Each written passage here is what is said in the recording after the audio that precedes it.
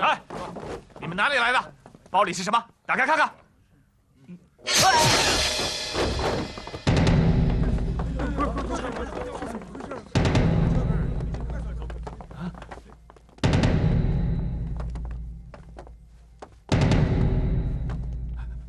快撤门！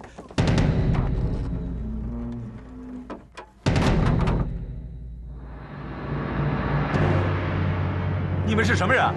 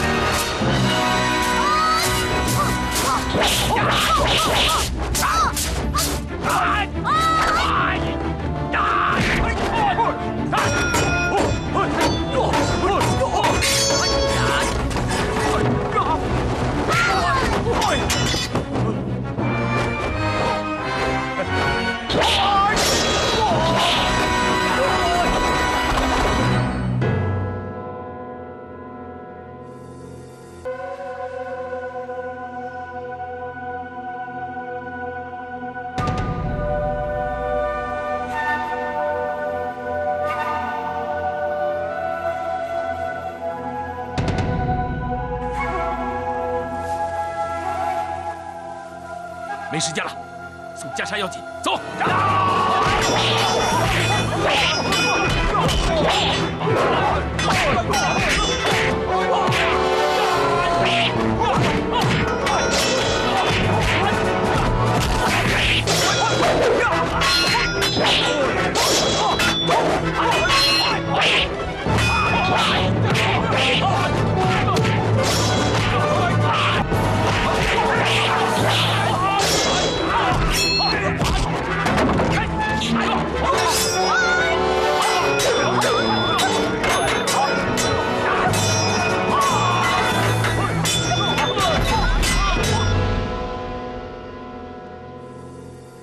皇上，看起来他是在欺骗皇上。他不想交出袈裟，是让皇上在百姓面前出丑。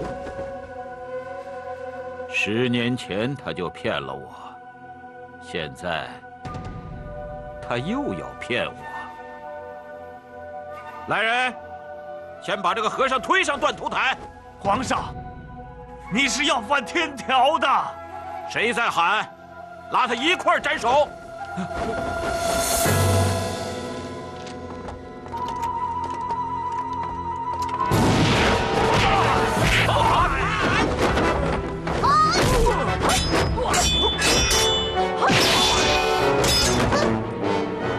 还快走！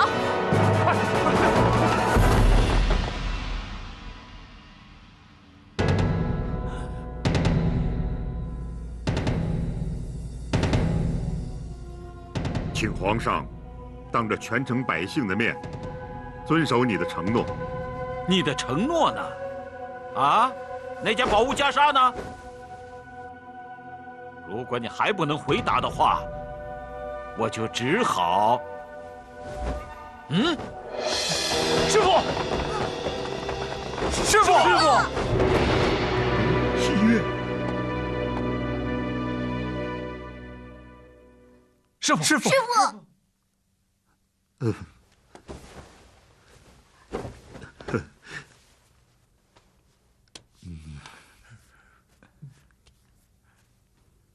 袈裟带来了吗？带来了。打开。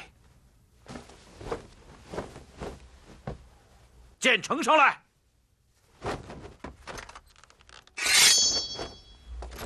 我要把它砍成碎片。皇上，保护袈裟！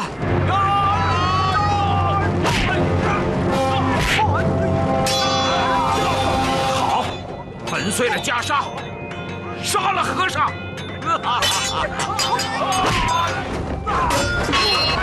啊！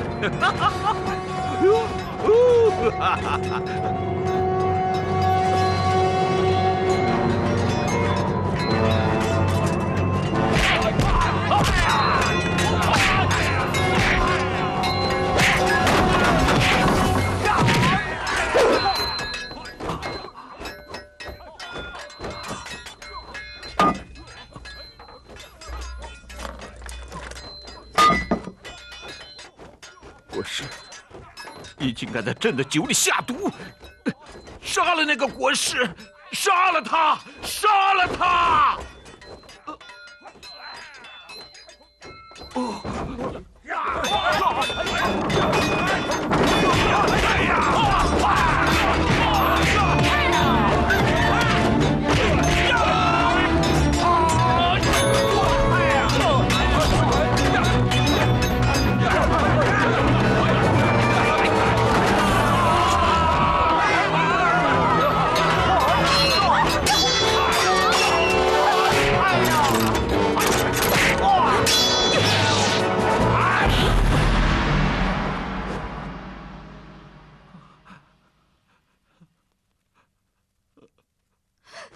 住手！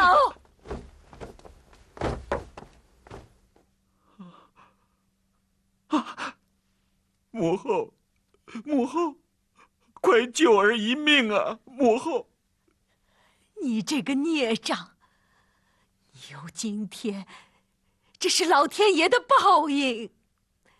我来，就是替你向佛祖赎罪来的。母后，那就请太后让开。母后，姑娘，不要再以仇报仇了。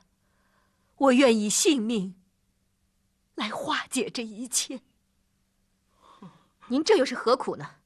他罪该万死，杀了他，世上就少了一个祸害。是的，对天下来说，他是一个祸害。可对我来说，他再坏，再被人唾弃，他也是我的儿子。母亲，母亲，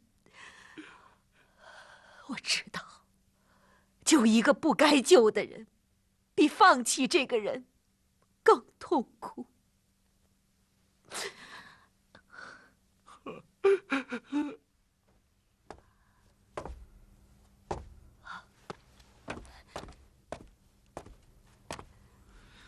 施主，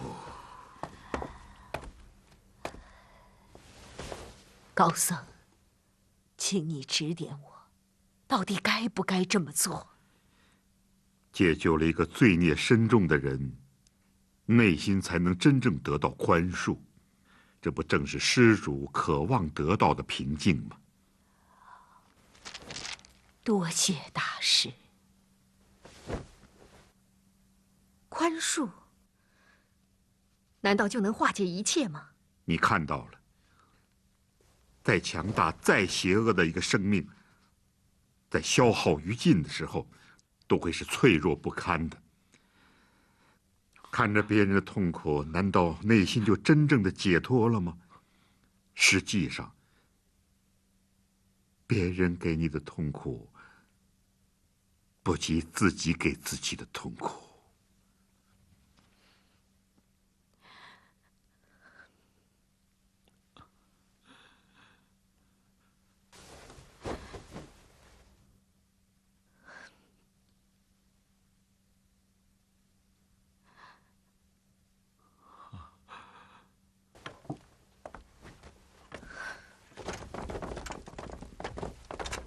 母后，您怎么来了？儿臣送您回宫去吧。你还记得答应母后的请求吗？儿臣谨记。难道母后不相信儿臣吗？母后愿意相信。现在，你就将母后和皇上一起护送回宫吧。好。来人，把皇上和太后送回宫去，请太医为皇上诊治。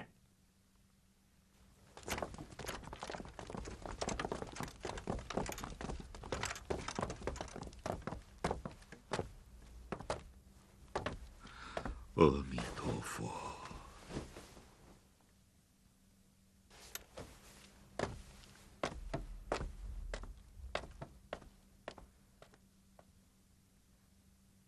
女儿明白父亲的道理了，以恩解恨，以德报怨，这样才能让世界得以宁静。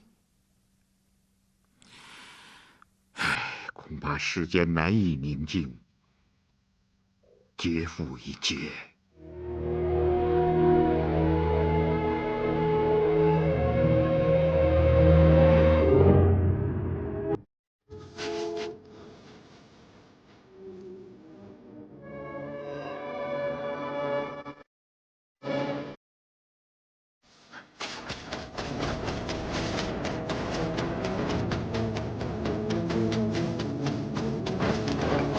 走，快点！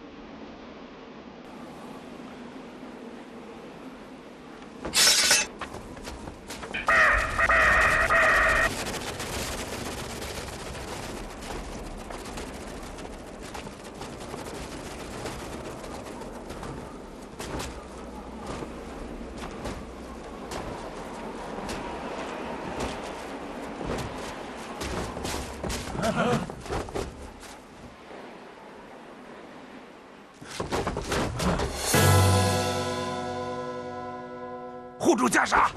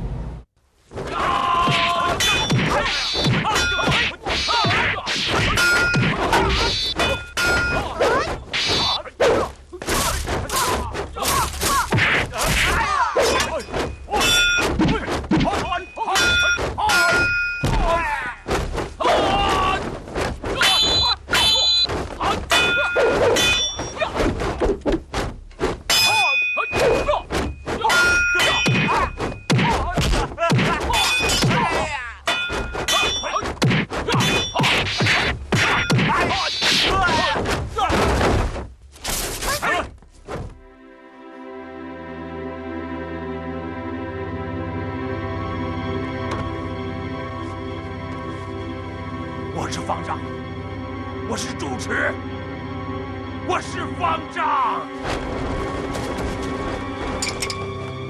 主持在此，放肆！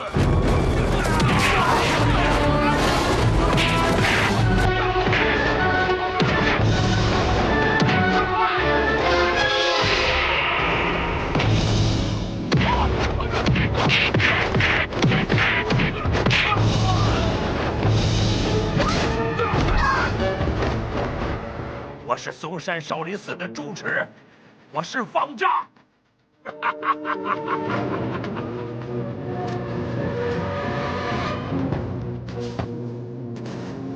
师傅，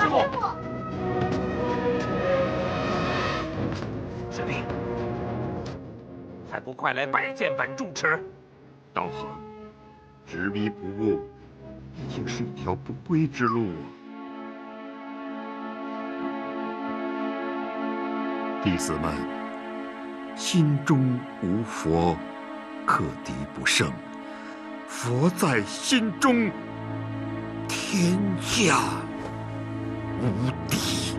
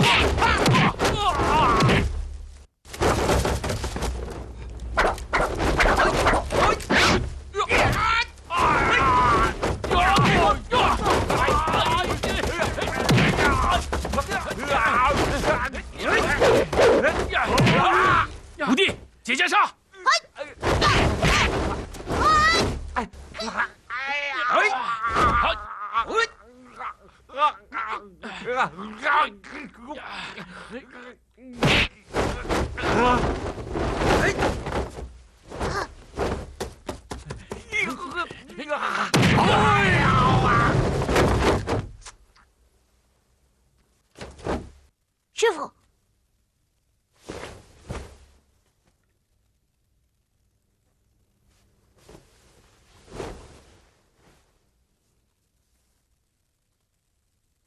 袈裟，我的袈裟，把袈裟还给我，把袈裟还给我，我的袈裟。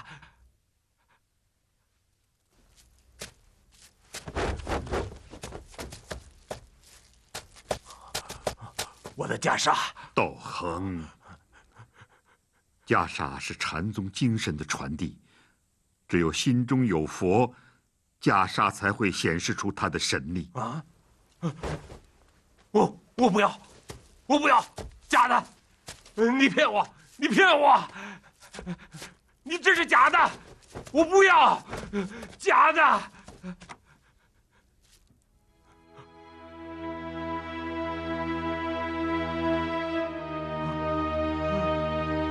袈裟，我看到真的袈裟了，袈裟！我的袈裟，我的袈裟，我的袈裟，我的袈裟呀！我的袈裟！道恒，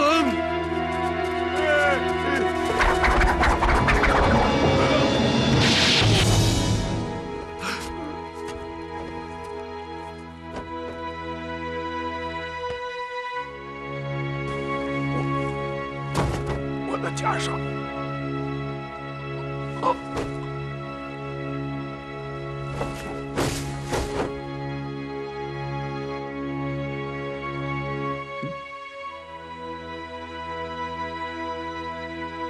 此地不宜久留，大家速速离开。阿弥陀佛，你们还是到叶泉寺院休整一天，再回嵩山少林寺吧。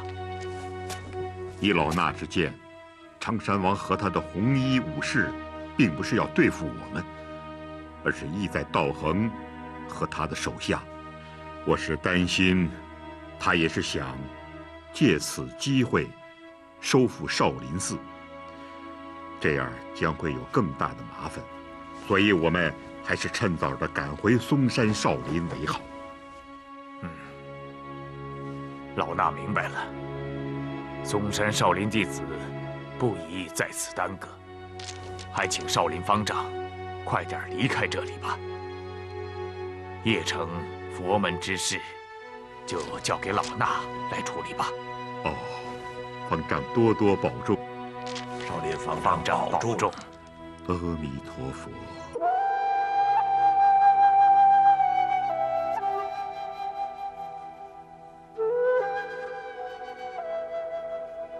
千里之行，始于足下。好，千里之堤，溃于蚁穴。好，功夫的大境界，在于下大功夫。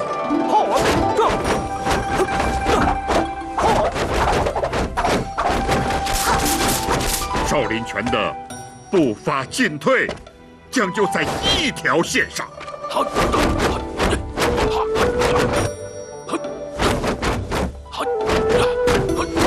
身段拳式，不求外表的美观，而求积极实用。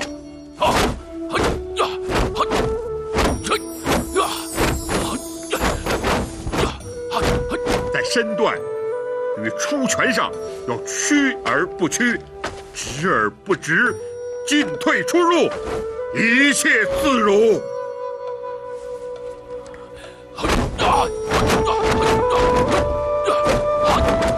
演法要讲究以目度目，以审敌视。身法注重掌握重心，起落进退灵活无滞。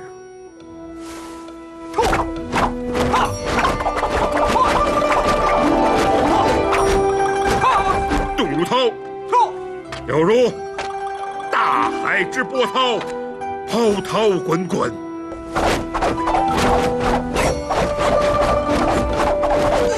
静如夜，静之时，如泰山般那样巍峨；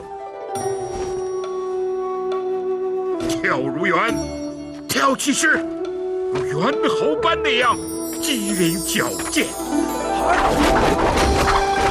落如雀，落下时要像喜鹊落枝般轻盈稳妥。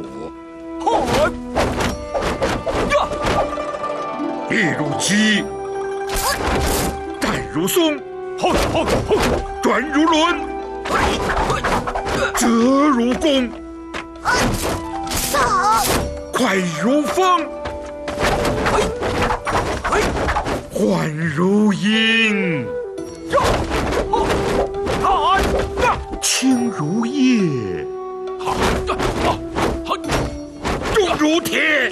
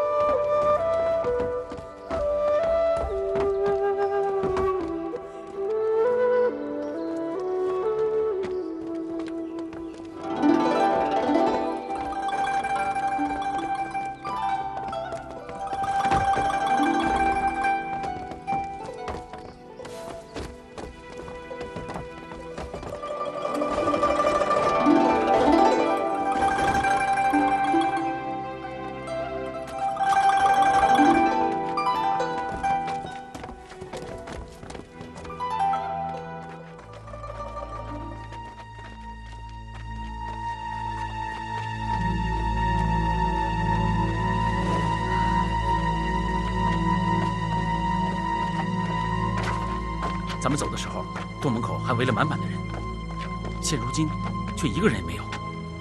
他们该不是回去了吧？果真如此，他们真是迷途知返啊！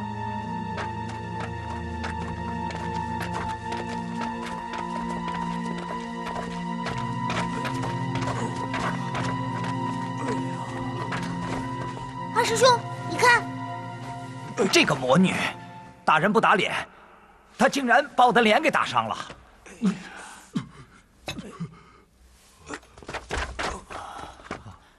几位前辈，这是怎么回事？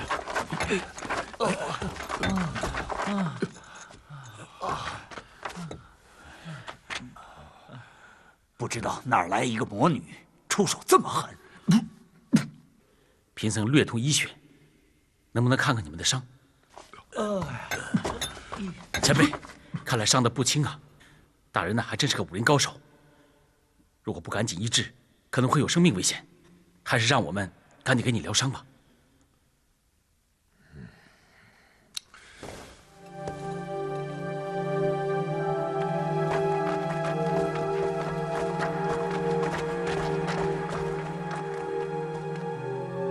我知道你们会回来的，要不你们就不是少林弟子。你们要先过第一关，看看你们面前是一个什么字。字哪儿字？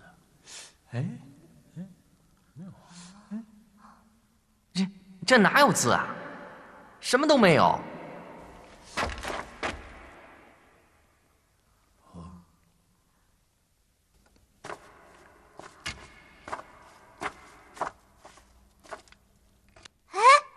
我知道了，这是个空字。没错，世间万物皆一空字，只有空，才能容下世间万物，才能练出至高的功夫。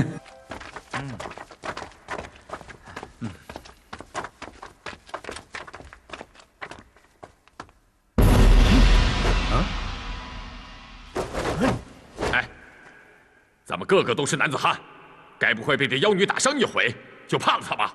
怕什么怕？对，大不了咱们再跟他战一回。哼，这个女子，你不是也被打出洞来了吗？这几10天过去了，你也不走，总是待在这里做什么？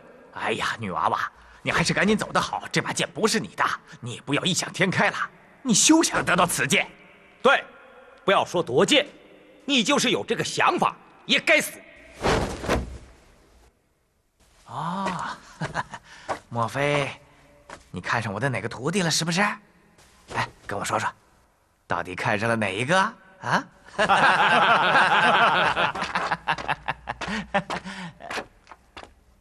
哎，山羊胡子，我说，你就乖乖的在几10丈外等着，等那几个和尚被丢出来的时候，你把他们接住就是了。你们等着瞧吧，这把菩提剑就是我徒弟的，这一点我还是有眼力的。这把菩提剑是我的，是我的，是我的，是我的，是我的！我。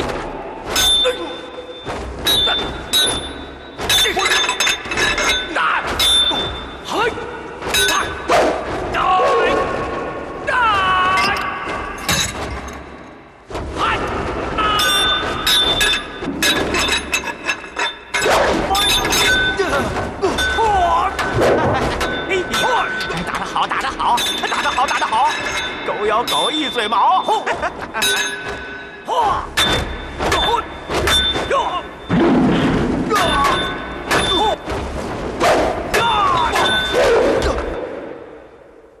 剑是我的，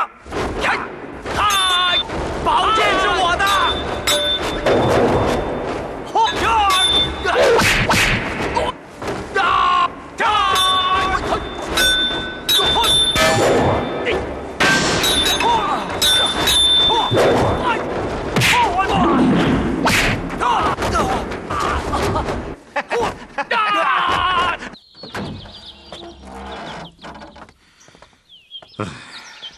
好了，你回去吧，把门关好。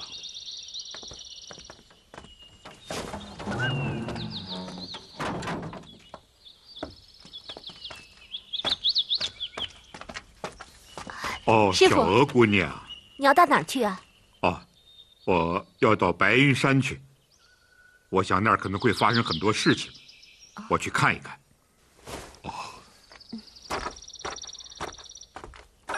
所有一切众生之类，若孪生，若胎生，若湿生，若化生，若有色，若无色，若有想，若无想，若非有想，非无想，我皆令人无余涅盘。而度灭之。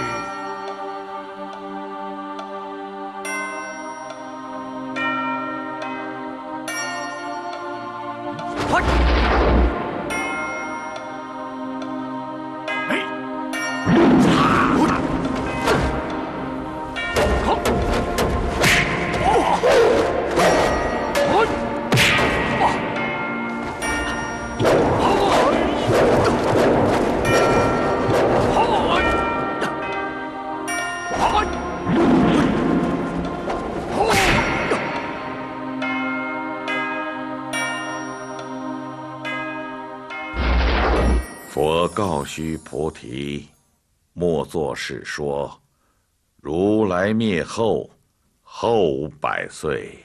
有持戒修福者，于此章句，能生信心。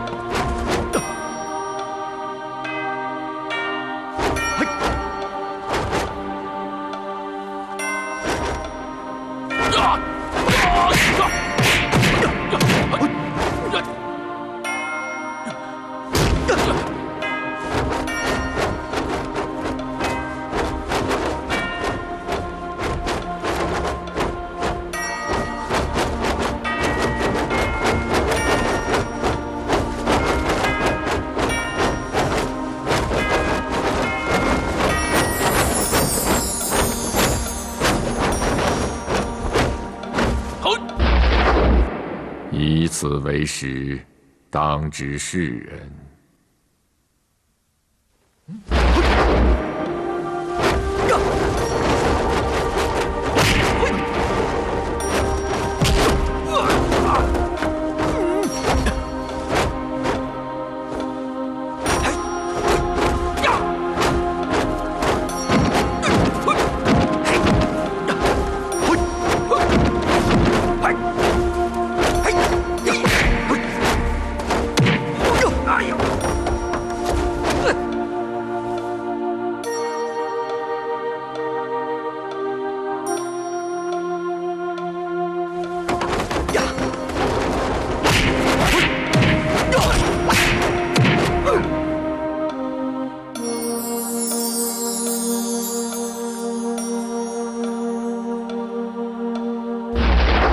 不与一佛，二佛。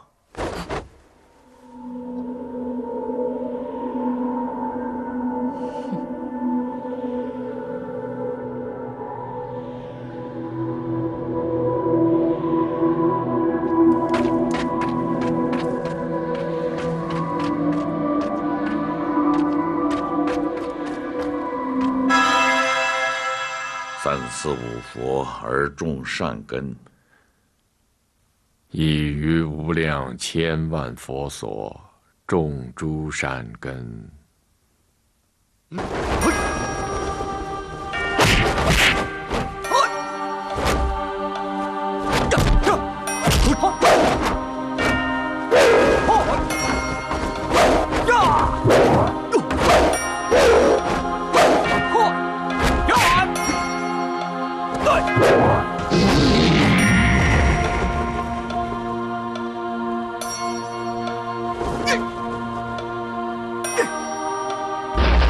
我佛常在心中。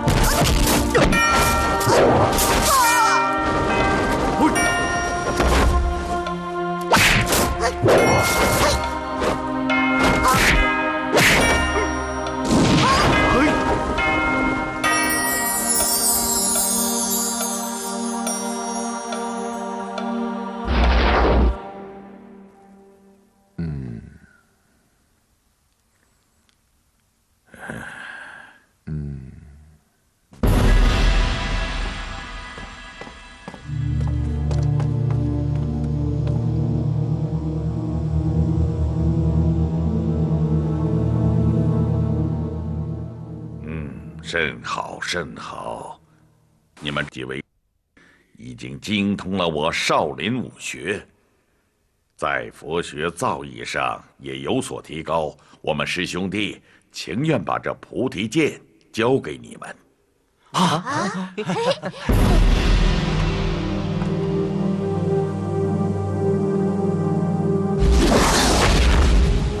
嗯，有人投剑。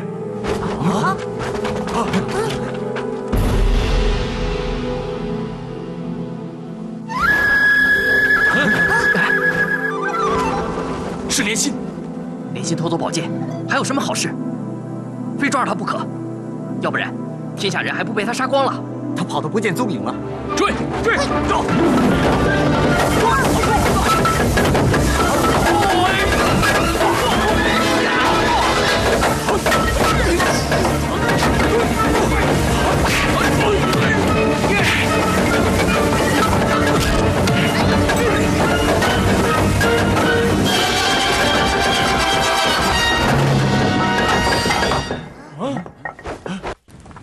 你们俩要务必尽快找回这把菩提剑。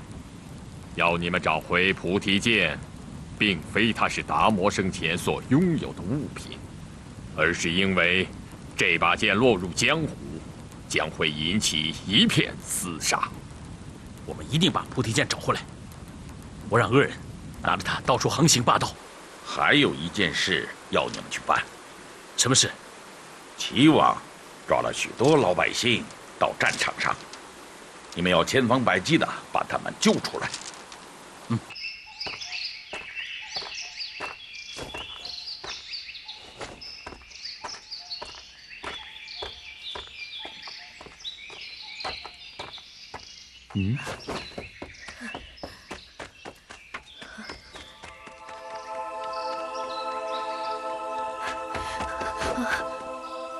西月，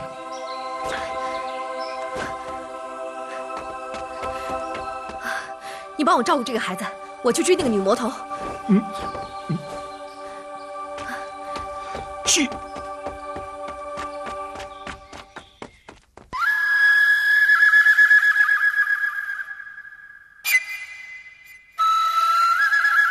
妖女，你想干什么？快把孩子交给我！放过孩子，我就饶了你。我绝对不会放过他！你太凶残了！我要把他杀掉，要不然他长大以后会来找我，还会来杀我。我告诉你，我已经拥有了菩提剑，我就是武林霸主。我要把我的仇人都杀掉，把他们的后代也都杀掉。我要斩草除根。多少年了，我都在仇人的刀锋下活着，我快活不下去了。我要把他们都杀了，我要像平常人一样活下去。快，把那孩子交给我！他的父母都被你杀了，我不会让你再杀他。要不我会用这把剑要了你的命，我会用生命保护他。我就是这么长大的。那我就把你一起都杀掉。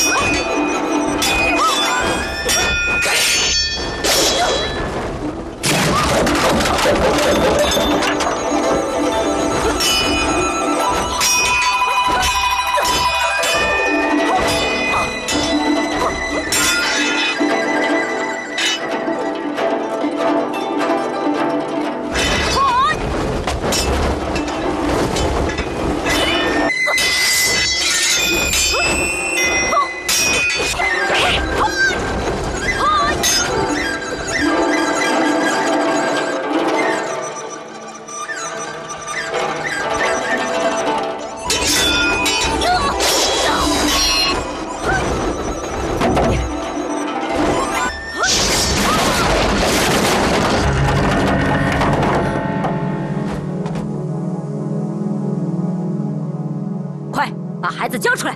姑娘，你已经杀戮无数，应该放下你手中的剑。老和尚，我就是武林霸主。姑娘，何为武林霸主？我手中有菩提剑。剑只是一种器械，重要的在于使用它的人。你现在唯一能够自救的办法，就是放下你手中的剑，回头是岸。方丈，难道你也想要这把菩提剑？不，我想把它变成一片泥土。那样的话，这天下就太平了。哼，让我交出剑可以，你得让他把孩子交出来。有。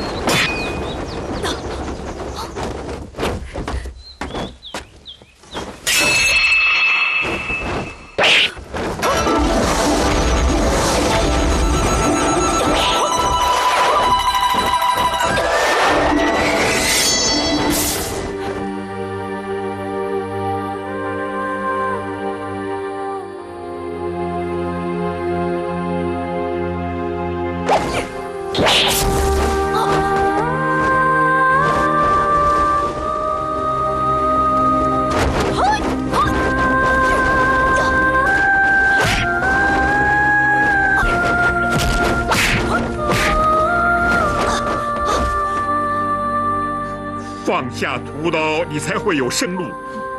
我知道，你们又成了我的仇人。这把菩提剑只能够毁了你。如果我活着，你们又会天天追杀我。施主，与人为善，天阔地阔。可是我没有机会了，我走到哪里，不是我父亲杀掉的仇人，就是杀掉我父母的仇人，我四周全是仇人。我也想像一个正常女子一样去生活，可是我能吗？我只要闭一下眼睛，我的命就没了。我活着，就是活在地狱里。我好像有点明白你说的话了。你不会明白，你没有这样的经历，你不会明白。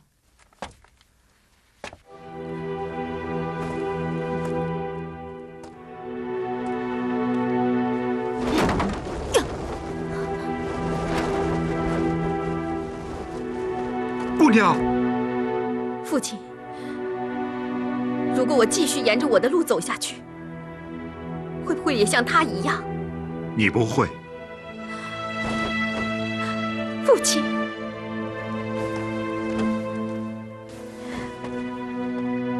一定要追回那把菩提剑。快走，快走，快走，好，走，好，走，快走，快点，快点，快点，快走，快点，快走，哇，快走，走，起来，快点，快点，快点，起来，妹妹，快起来，快，起来，快点，快点，快点，起来。那不是西月姑娘吗？哎，西月姑娘，好久没有见到你了。西月姑娘，能平安见到你真不容易啊！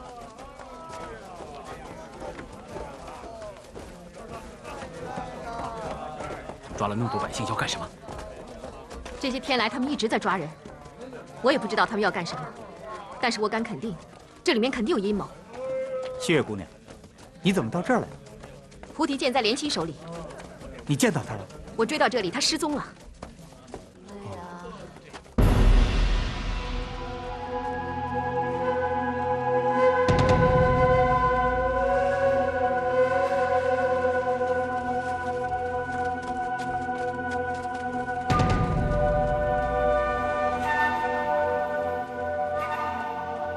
前面就是周王的境地，看来齐军想攻下云城。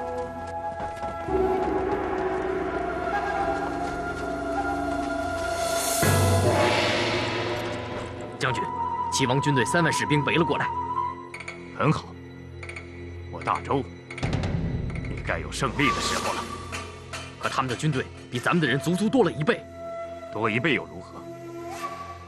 今日云城一战，我在皇上面前已经立下了军令状，要把敌人消灭在这城楼之下。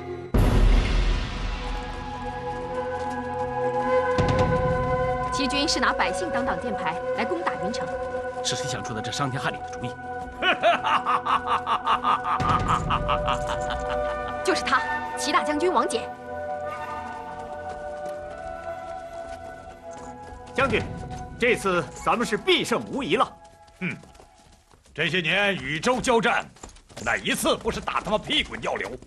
可这一次是骠骑大将军杨坚守城啊！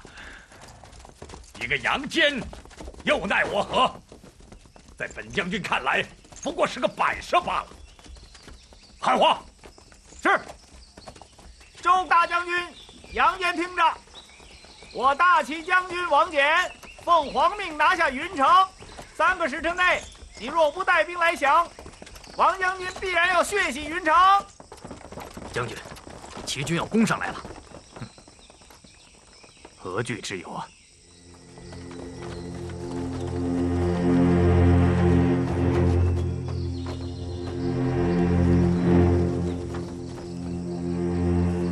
怎么回事？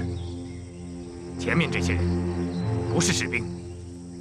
小的不知，齐王为何派老百姓来攻打云城？快走！哎呀，真是。齐王的士兵竟然在百姓之后。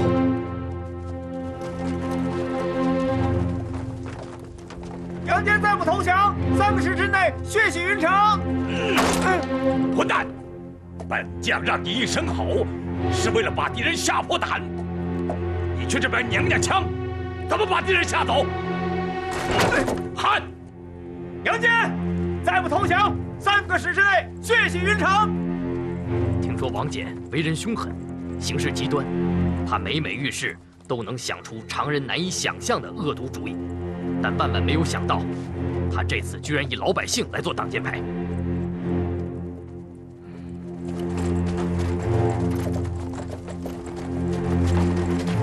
杨将军，齐王的士兵离城楼越来越近了，请将军下令放箭。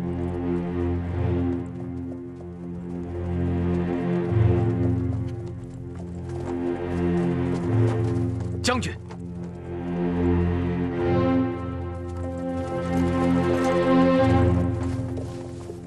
二师兄，赶紧出手救人吧！百姓们夹在虎狼之间，更没有活路了。你们往四周看看，眼下士兵包围重重，无论咱们带着百姓往哪个方向走，都会死于乱枪之下。怎么办？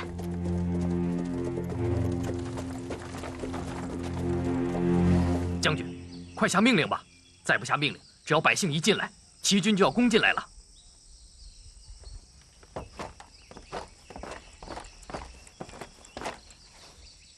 王翦，如虎狼啊！将军，王翦就知道您有慈善之心，才想出如此的虎狼之举，你不能被他们要挟住啊！功夫也有用不上的地方，道行也有使不出来的时候。此时，只要稍微有些动静，齐王的士兵就会不顾一切的杀害百姓。我跟他们拼了！他们放出来的箭，能接的接，能挡的就挡，也不要躲。师兄，记住，趁乱的时候，赶快让百姓逃。我不入地狱，谁入地狱？愿所有的箭都落在我身上吧。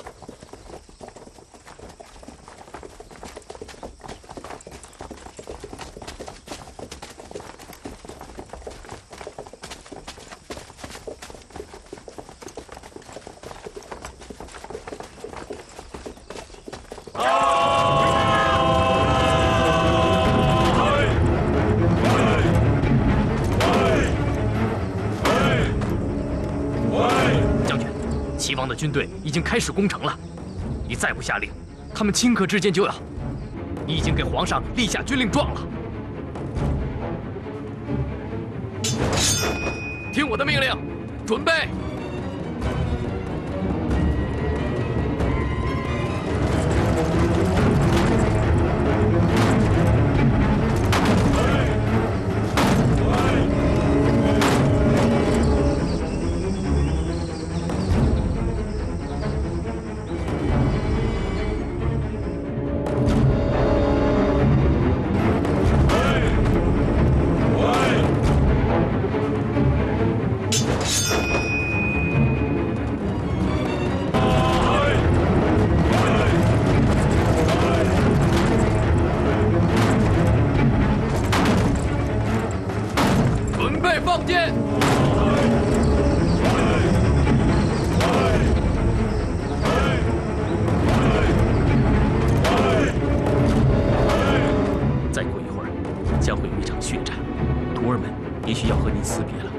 师父，你要多保重。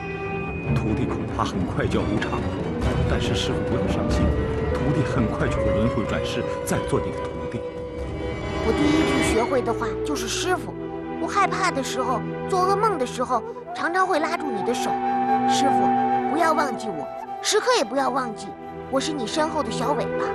爹，人世间为何有这么多的无奈，这么多的沧桑？既然如此，我若身死，也没有什么遗憾的了。我如果死了，我的魂魄不是飞往家乡，而是飞往少林寺。师傅，真舍不得离开您了。我为什么出家是一个秘密，我知道，您如果知道真相以后，一定会责怪我。师傅，我要是死的值得，待我死了，您能替我剃度吗？我能成为真正的少林弟子吗？大家听令，没有我骠骑大将军杨坚的命令，谁也不准放箭。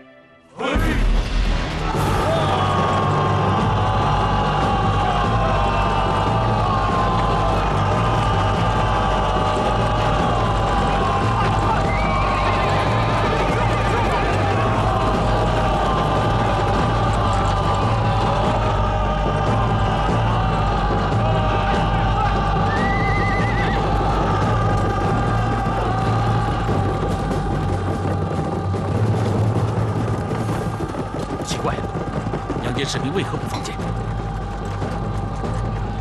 城内怎么一个杨坚的士兵也没有？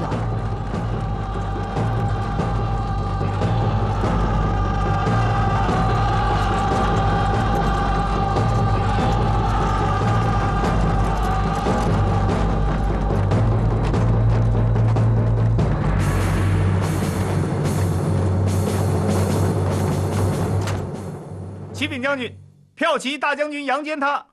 如何？他已经弃城而逃了。弃城而逃？怎么可能？真的，小的已经仔细搜查过了，城里已经一个兵都没有了。杨坚为什么要弃城而逃呢？他害怕了呗。没想到，这云城转眼间就是我大齐的城池了。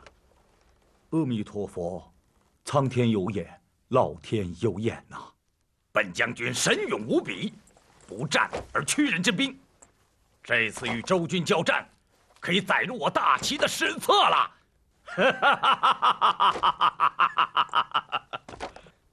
将军，这些百姓怎么办？传本将令，把百姓都给我关在云城城内，好好看守。是。打仗，比的就是谁比谁血腥。这次云城之战。杨坚就是被本将军的血腥吓走的。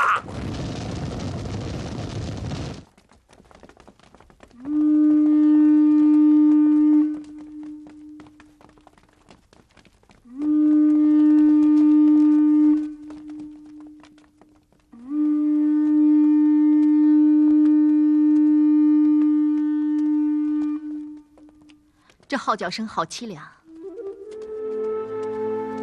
不是号角凄凉，而是你的心事太重。转眼间，周王的城池成了齐王的心肠。骠骑大将军杨坚，一定是为了不让无辜的百姓们死于剑下，才宁愿弃城而去。爱民的将军逃了。最无道的人反而取得了胜利。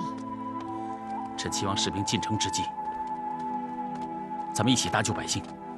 已经夺下了云城，王翦还是不肯放过老百姓。看来，王翦还要故伎重演。我担心，他会杀掉这些无辜的百姓。那我们就趁夜里冲出去杀了王翦，一了百了。我看了，他们都在庆祝胜利，吃肉喝酒呢。那边我也看了，只有几个士兵。我都数清楚了，这院子里只有23个人，外面就没有了。二师兄，我看差不多可以动手了。我们要抓住这个机会。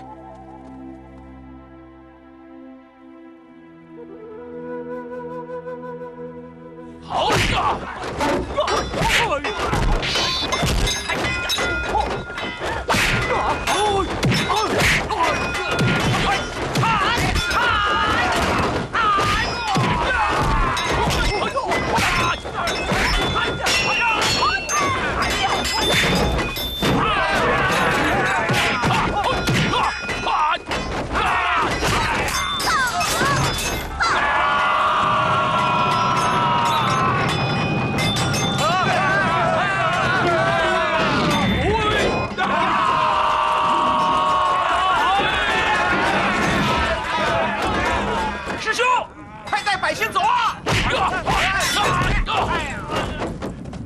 七月，快控，快走！快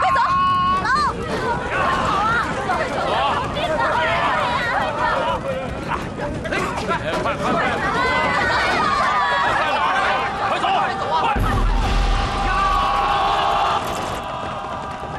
回空，你和梅兄弟、七月姑娘赶紧走！我不走，我要跟你们在一起。这个时候我也不能走啊！梅兄弟，带美去桃李湖口也是任务啊，赶紧走啊！走啊！走啊！走啊！走！快走！快走！快走啊！快走啊！赶紧走！快走！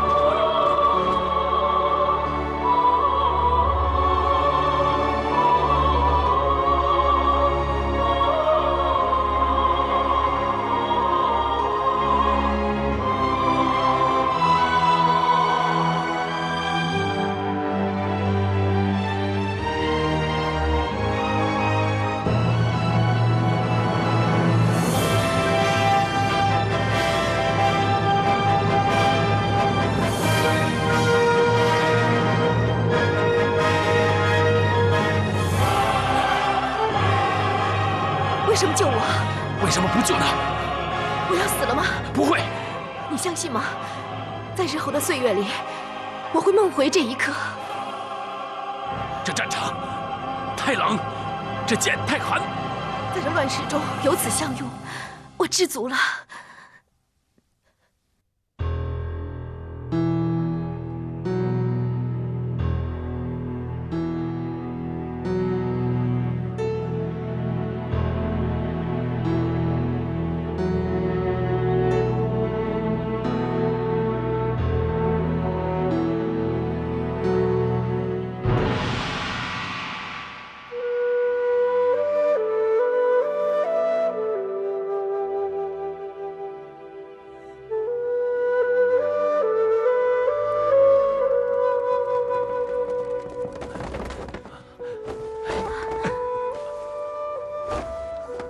3年4列，照顾西月。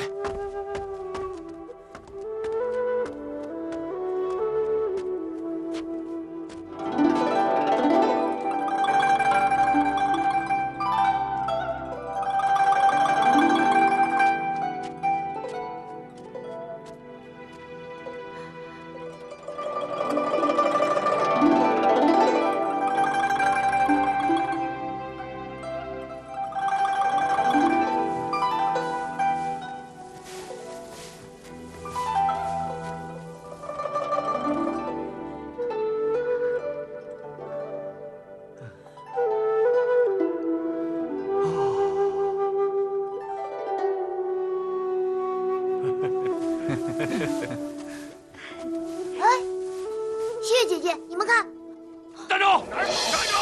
跑不了了！小妇女，你逃不了了！把剑给我交出来！哼，你们一群无耻小卒，趁我练功时偷袭我，非君子所为。君子？谁是君子？铁蜈蚣，你是吗？我不是。哼哼，我也不是。我们这里没有一个君子。哼，小魔女，我们跟了你3天3夜了，就不相信你又不睡觉、不拉屎的时候。再说，我们不是趁着你练功的时候偷袭你，我们是趁着你拉屎的时候偷袭你。呸！不要脸！把剑交出来，也许能饶了你一命。要命有一条，要剑没有？你给不给？就凭你们也想得到菩提剑？哼！白日做梦！好，看你是要剑还是要命！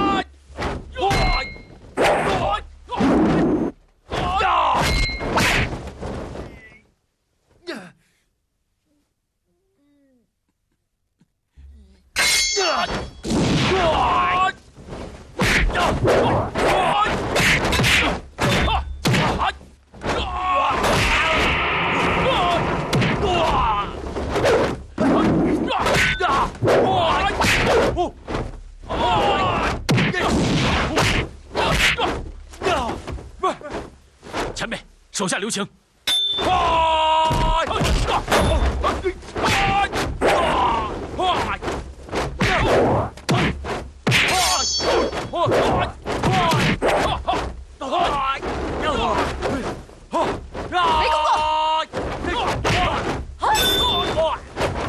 雷公公，黄土埋到脖子上了，你还是这么爱犯急？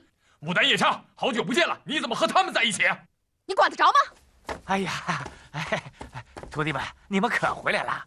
你这些日子你们都到哪儿去了呀？啊！几位前辈承让，请容贫僧问莲心姑娘几句话。他们要找小魔女问话，行吗？不行，他们肯定是问菩提剑的下落，咱们抓到的，凭什么他们来问？雷大哥，你听我说，我的徒弟们都是武学奇才，都是自己人。雷大哥，你让他们问问也无妨嘛。他们也许能问出菩提剑的下落，咱们在旁边听着，知道了剑的下落，咱们好去夺。好，和尚们你就大声问吧，让我们也听个清清楚楚啊！莲心姑娘，菩提剑是我少林寺之物，你从师伯手中夺了去，为了你的安全，还希望你们归还此剑。笑话！我拼了命夺到的剑，能还给你吗？这把宝剑会给你带来杀身之祸。在没有拿到剑之前，我一样被人追杀。现在有了宝剑，我可以保护自己，还可以去杀别人。莲心姑娘，不管你信不信，贫僧真是为了你好。哼，这魔女不肯告诉我们，难道肯告诉你吗？弟兄们，看来咱们只有先杀了这个小魔女，才能把菩提剑拿到手。杀！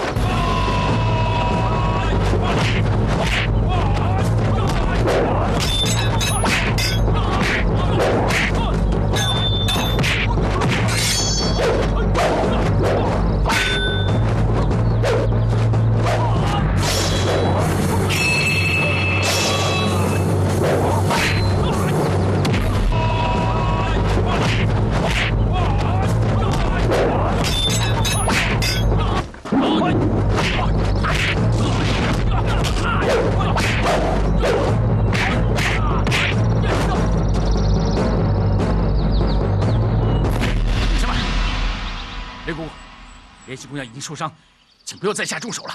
你管不着。菩提剑再重要，难道能比得过人的性命吗？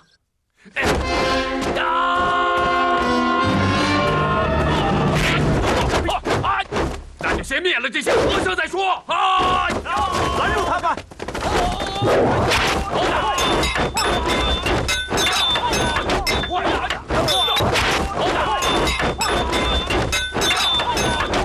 别打了，都是自己人，都是自己人，别打了！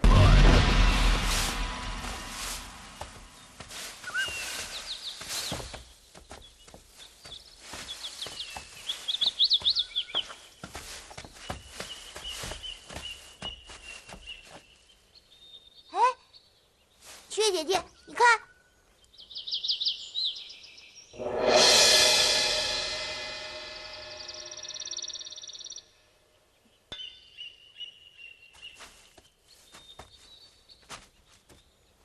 慧空，你看，菩提剑。原来菩提剑在这儿。陆妈妈身上插着一把剑，该多疼，多可怜呢！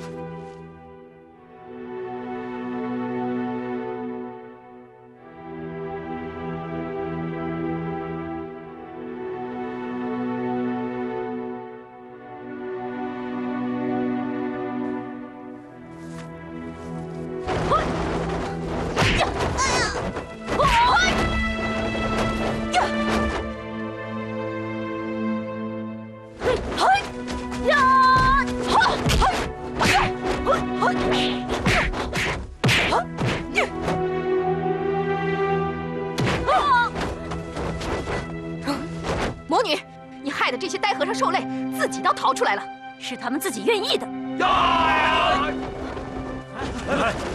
菩提剑，是菩提剑，是真的。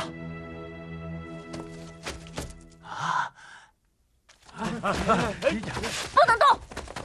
魔女，你已经受了伤，还想使什么诡计？谁要动了这把剑，这宝剑就会变成一把废剑。这个魔女又在骗人。这把剑是我插在母鹿的身上的。我得到这件宝物以后，发现它并没有想象的那么神奇。我听人说这把剑要用鲜血才能润活，为了激活这把宝剑，我就把它插在了母鹿身上，要3天3夜的功夫才能有效。现在谁要是动了这把宝剑的话，就毁了这件宝物，前功尽弃了。哼，我说的都是实话，你们爱信不信。你们干什么？我只想救那只母鹿，要不然它会死的。我不管鹿死不死，我只管剑落到谁的手里。现在这把剑谁也不许动。小和尚们，你们要是想得到这把剑，就来跟我们打。打赢了，剑就归你们；输了，你们就滚得远远的。二师弟，那只有这样了。那好，一言为定，谁赢了，谁就有权处理这把菩提剑。快吧！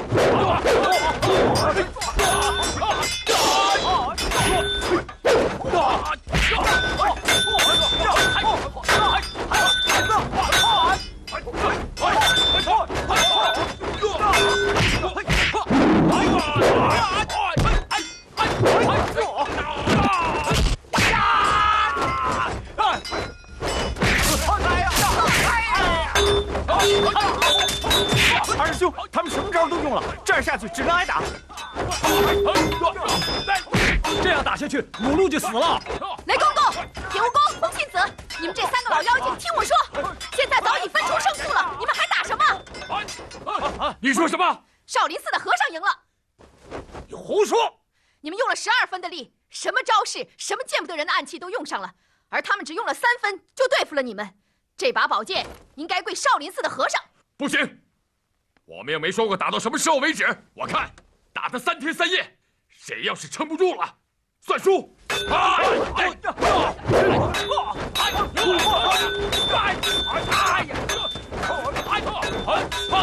给我站住！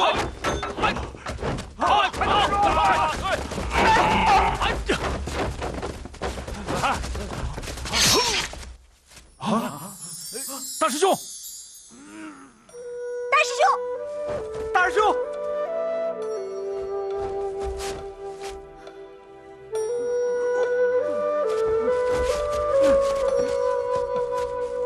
我求你们，可来这条母路吧。那剑插在他的身上，他会死的。我把剑插在我身上，来为这把剑，还不行吗？大师兄，快把剑拔出来，我给你上药。现在没有分胜负了，把剑拔出来，你们还会打个不停。前辈们，你们不要再打了。要是再打下去，我绝不把剑拔出来。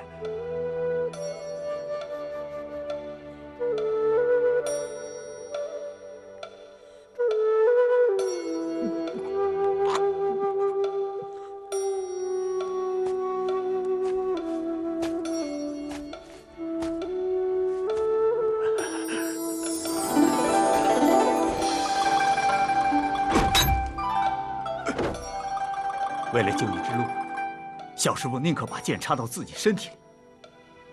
这种行为，让我们自愧不如。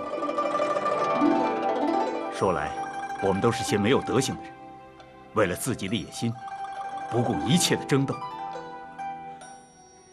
我们实在不配得到这把剑，我们认输了。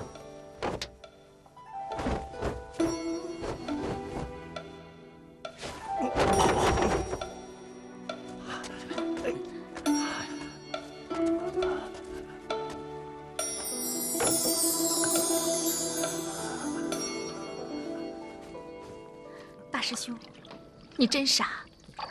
你为了要救那只鹿，也不至于把剑插到自己身上啊！这不打了，我就满足了。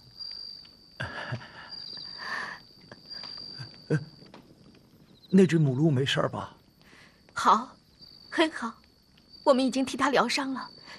现在它正好好待着呢。让我看看。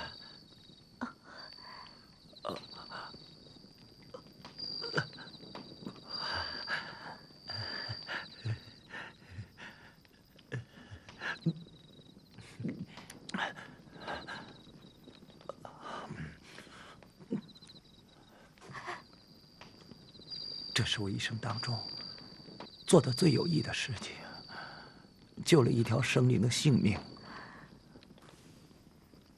还给了他们天伦之乐。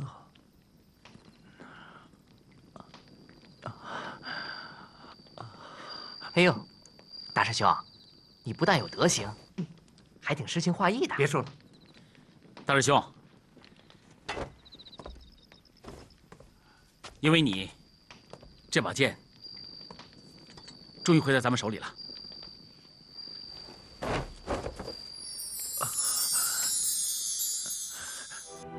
剑，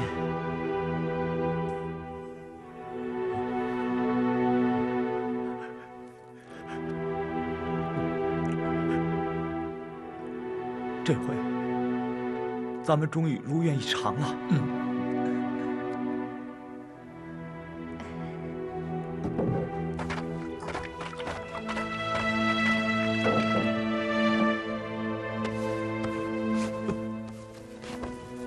你们要干什么？大师兄，我们为你的行为所折服，想为你做点什么，可想来想去，还是给你洗脚吧。使不得，使不得啊！有什么使不得的？你老照顾我们，咱们兄弟照顾你，怎么了？别动！哎呦，乖乖！哎呦，别动！真臭！大师兄，我不嫌你臭。哎呀，呦，我，哎呀，哎，不要擦了，快给我穿上，快给我穿上！高僧，得道高僧啊！前辈，你这是做什么？快请起，快请起啊！哎，我这个人百无一失，可有一点，我的眼睛可不拙，我早就看出来了，你们几个非同凡响，非同凡响啊！今天果然证实了，感动，真是感动啊！不敢当，不敢当。快去啊！还有你雷公公不敢的事。就是啊，快去啊！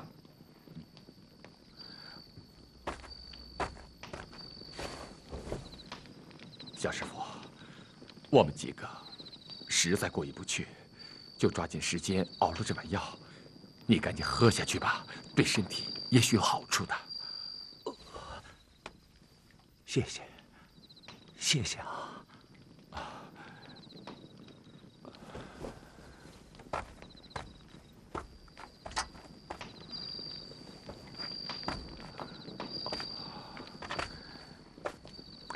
小师傅，这把菩提剑，我们就放心的交给你了。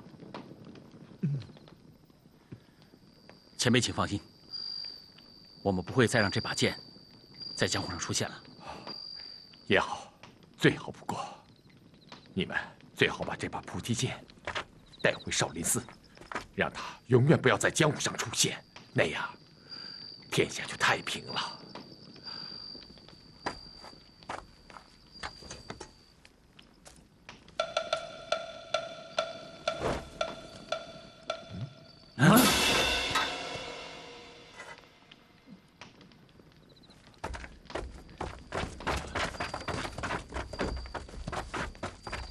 你受死吧！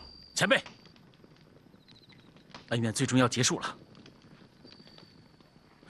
请饶恕莲心姑娘吧。这个魔女练得一身邪功，这个时候不除掉她，恐怕日后咱们的日子也不好过。前辈饶恕莲心姑娘，我想，莲心姑娘也不会知恩不报的。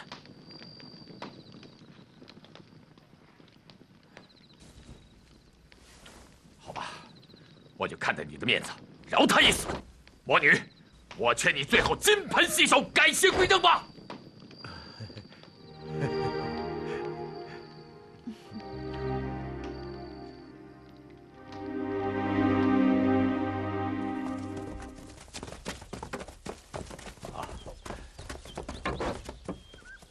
小师傅，此行能够认识你们，也算不虚此行。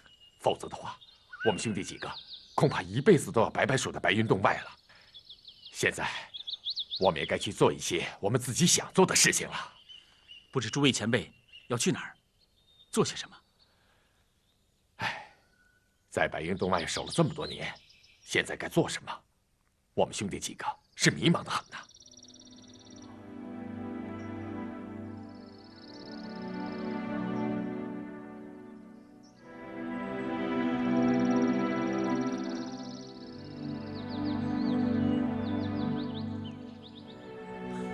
大家一路多保重，保重。